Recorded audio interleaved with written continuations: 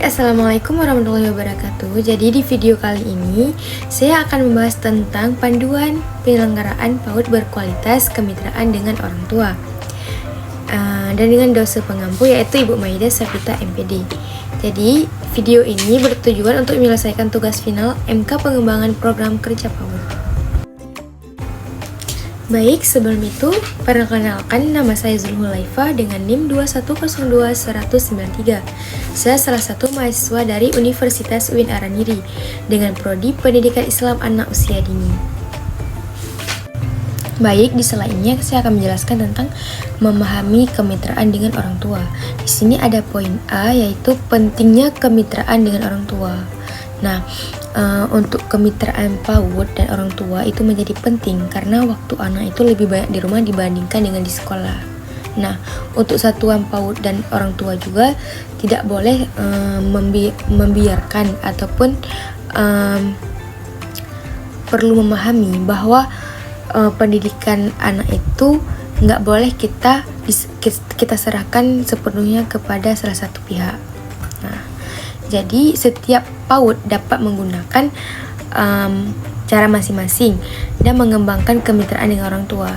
Jadi di bawah ini ada 3 prinsip-prinsip yang mendasari kemitraan tersebut. Jadi yang pertama di sini ada kesetaraan, yaitu satuan dan orang tua merupakan mitra sejajar dalam mendukung tumbuh kembang anak. Jadi sehingga perlu saling menghargai pandangan masing-masing.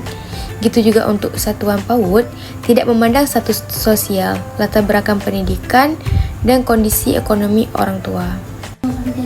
Baik, selanjutnya itu ada tentang kerjasama. Nah, kemitraan dibangun oleh semangat gotong royong dan kebersamaan. Selanjutnya juga ada dalam menjalin kemitraan satuan PAUD menyadari orang tua sebagai sumber daya penting dalam keseluruhan proses penyelenggaraan PAUD. Nah, antara satuan PAUD dengan orang tua saling asi dan asuh dalam berbagi pengalaman dan pengetahuan. Baik, selanjutnya ada bagian kepentingan anak. Nah, satuan PAUD maupun orang tua mempunyai kesamaan pemahaman. Jadi pentingnya pendidikan dan pengasuh anak usia dini. Terus pengambilan keputusan didasari oleh kebutuhan dan kepentingan terbaik bagi pertumbuhan dan perkembangan anak. Baik, di sini ada poin B, yaitu tentang komponen penting dalam kemitraan dengan orang tua. Nah, jadi di beberapa komponen penting untuk menjalin kemitraan satuan PAUD dengan orang tua, di antaranya yaitu ada laporan hasil belajar anak, wadah komunikasi dengan orang tua, serta perlibatan aktif orang tua dalam mendukung pembelajaran. Nah, untuk poin yang pertama ada tentang laporan hasil belajar anak, yaitu satuan PAUD perlu mendiskusikan proses capaian hasil belajar anak selama kurun waktu. Tertentunya utamanya yaitu melalui laporan hasil belajar. Nah, laporan hasil belajar memuat informasi mengenai capaian pembelajaran, biasanya disebut dengan CP. Bagi satuan PAUD yang menerapkan kurikulum merdeka atau kompetensi inti, baik bagi satuan PAUD yang menerapkan kurikulum 2013. Selanjutnya ada wadah komunikasi. Nah, wadah komunikasi antara satuan PAUD dengan orang tua dapat diselenggarakan melalui berbagai media ataupun dokumen. Media dan dokumen yang dimaksudkan di sini adalah sebuah sarana, format kegiatan atau alat yang dipakai sebagai media komunikasi antara satuan PAUD dengan orang tua terkait penyelenggaraan pendidikan. Nah, pemilihan media dan dokumen disepakati bersama oleh satuan PAUD dan orang tua dengan mempertimbangkan kondisi setempat dan sumber daya yang dimiliki oleh satuan PAUD. Yang ketiga ada yaitu keterlibatan aktif orang tua untuk mendukung pembelajaran. Nah, proses pembelajaran anak usia dini adalah adanya keselarasan dan kesinambungan penguatan tumbuh kembang anak di satuan PAUD dengan orang dan di rumah. Nah, oleh karena itu, keterlibatan aktif orang tua dalam proses pembelajaran dan layanan yang diberikan di satuan PAUD sangat penting. Keterlibatan aktif orang tua dalam pembelajaran dapat berupa pemberian umpan balik pada laporan hasil perkembangan anak. Ada juga pemberian bimbingan, motivasi, dan pengasuhan yang selaras dengan pendidikan yang dilaksanakan pihak satuan PAUD. Pada slide kali ini yaitu ada melaksanakan kemitraan dengan orang tua. Di sini ada beberapa langkah untuk penyelenggaraan kemitraan dengan orang tua. Langkah yang pertama yaitu mengenali karakteristik dan potensi orang tua. Nah, melalui pertemuan antar satuan PAUD dengan orang tua, jadi oleh pihak PAUD dapat melakukan dialog dengan orang tua untuk saling mengenal dan bertukar pikiran mengenai program-program yang akan dilakukan di sekolah tersebut, sekaligus melakukan identifikasi potensi yang dimiliki oleh orang tua. Potensi ini nantinya dapat menjadi peluang bagi satuan dan orang tua untuk dapat saling berkolaborasi dalam proses pembelajaran anak.